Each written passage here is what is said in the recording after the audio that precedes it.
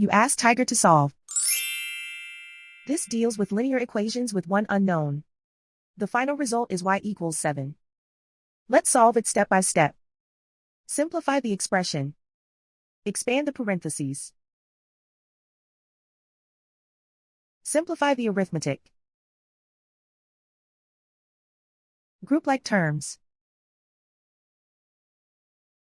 Combine like terms.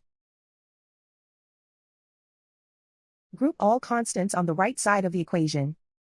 Subtract 14 from both sides.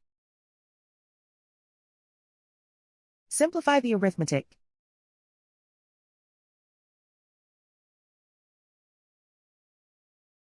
Isolate the x.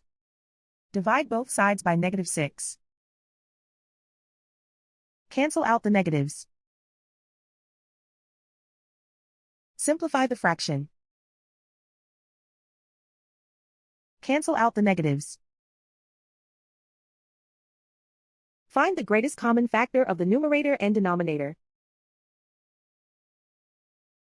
Factor out and cancel the greatest common factor. And so the final result is y=7.